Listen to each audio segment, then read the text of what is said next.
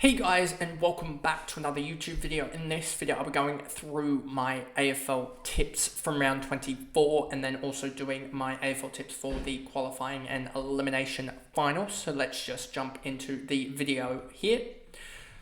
So if we jump in here and we see first game of round 24 that I tipped Collingwood by 22 and they ended up winning by 46. So I said 21, but I actually tipped 22. Doesn't really matter too much. 25 points off there, so that was a pretty good tip, and it started a pretty good round for me. Then you have North Melbourne and Geelong, both these games. I don't remember what I actually tipped. Hawthorn. Oh, this is what. Yeah, okay, remember. The Hawthorn was originally the 440 game, but then the strike happened and then they moved forward. I had Hawthorn by 67 points. They ended up winning by 124, so that smashed that out. I had Geelong by 65. They won by, in the end, 93. So that was looking like a massive win in the first half as they were up 100 at halftime, but West Coast actually won the second half by 7 or 8 points. So, yeah, they closed that margin a little bit. Then you get to Richmond against Gold Coast. And, yeah, I thought Gold Coast, yeah, they'll win that game. They won it by, 28 or something. So, yeah, I was, in the end, 8 points off as I had them by 36. Then we get Brisbane against Essendon. I had Brisbane by 43. They ended up winning by 20. They sort of could have easily won by 43 if they just kicked accurately enough. If they kicked, 8 goals, 11 goals, 21. If they kicked 16 goals, 16, that would have been 112 and they would have won by 45 points. So they would have been right on my margin. Then I had Sydney against Adelaide. I had Sydney by 36 and they ended up winning by 31. So that was pretty accurate there. And then we get to Sunday, in which I just got every tip wrong here. GWS I had by 11 as I thought that they would do it, but then they had the late outs and I thought, oh no, this is going to flip this. But I stayed true to my tip and they ended up losing by 37. So I was, 48 points off there. Carlton against St Kilda. This tip was right until about 10 seconds to go in the game or whatever it was. That mad kick over the shoulder and they ended up getting that tip wrong. And then Fremantle against Port Adelaide. So I tipped Carlton by 17. They ended up losing by 2. So I was 19 points off there, but I still made the 8. And then Fremantle against Port Adelaide. I had Freo by 7 at home. I thought that they'd sneak into the finals at the expense of giving the tips, Western Bulldogs, but it would have been at the expense of Carlton because of that Higgins kick. But yeah, I thought that they'd sneak in, but they ended up getting, I think, just ran over in the last quarter. They were always slightly behind, but they closed it to within, I think, almost a kick. And then Port Adelaide kicked, I think, the last 3 goals from memory. This is a 2-week-old memory, by the way. So, but yeah, Port Adelaide won the game by 20, which was 27 points off my what I had predicted. Then we get to the qualifying finals. This one is probably actually going to be a much quicker video just because it is there's a lot less games. There's only, 40% of the games that actually have to tip. Port Adelaide against Geelong. This one's an interesting one. We obviously have the lineups out. Sam DeConing missing or being an emergency. That could swing late. So I think that is massive in Port Adelaide's favour. I think Port Adelaide being home as well. I think Geelong as well. Coming in a little bit... they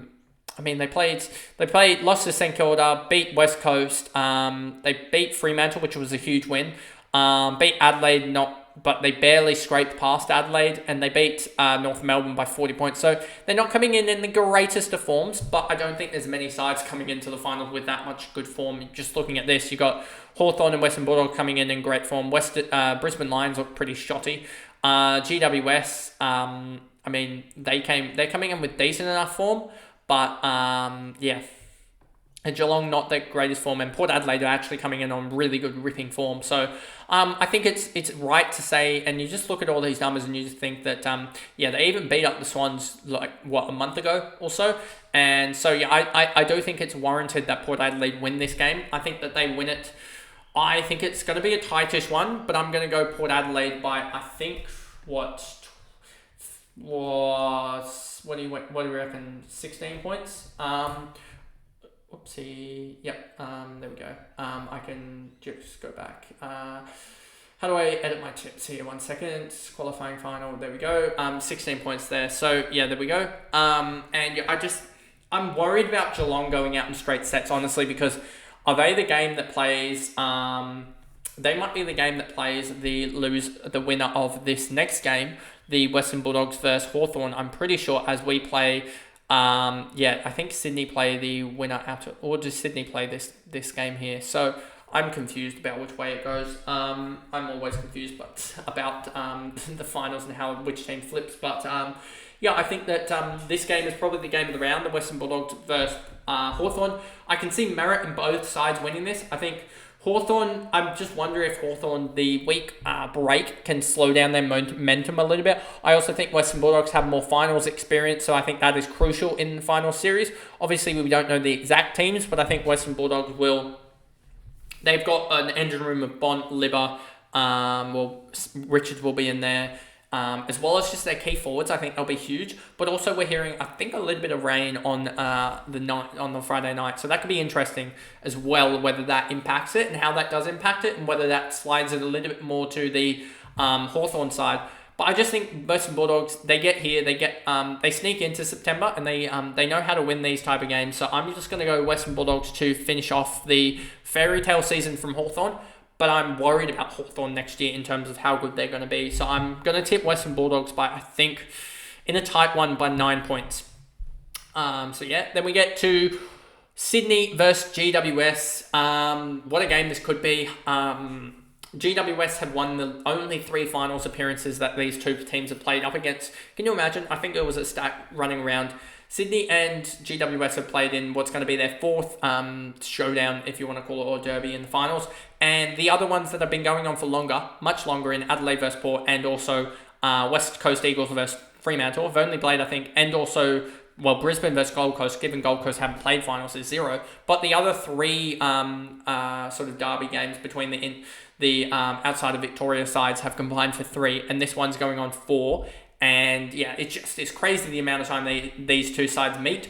Sydney has won the last 2 games against GWS, and they won them by a combined, I think, 9 goals in the end across the 2 games. I think it was 2 27-point wins. So there is that. I think Sydney also haven't been playing necessarily their greatest since about round 15-16, as the minor premiership was sort of wrapped up by then. But I also think returns of Justin McInerney and Papley are slated to return from injury, which will be good. We don't have teams official, but it's pretty much all but confirmed that those 2 will be in. Heaney and McCartan will be back, obviously. They were just rested, managed, because they knew Port weren't catching us, or and other teams weren't really catching us in case we did lose. So they were just managing them, which was good. So they'll be back. So they do have 4 people missing. Francis is one of them. Francis will go. Cleary's probably going to be the one of the omissions as well, even though he's played some good footy. It's just he's inexperienced. His time will come. Then you've got probably Fox, even though he's probably one of the most loved at the Swans, and from the fans' perspective. And then you've got sort of it'll be weird who goes out next, because you've got sort of Adams, and you've got Braden Campbell, that are battling for basically the sub spot. And it'll be interesting to see who the Swans go for, but I don't think it'll matter too much. I also think Toby Bedford could be a big omission and swing in this game if he is out still.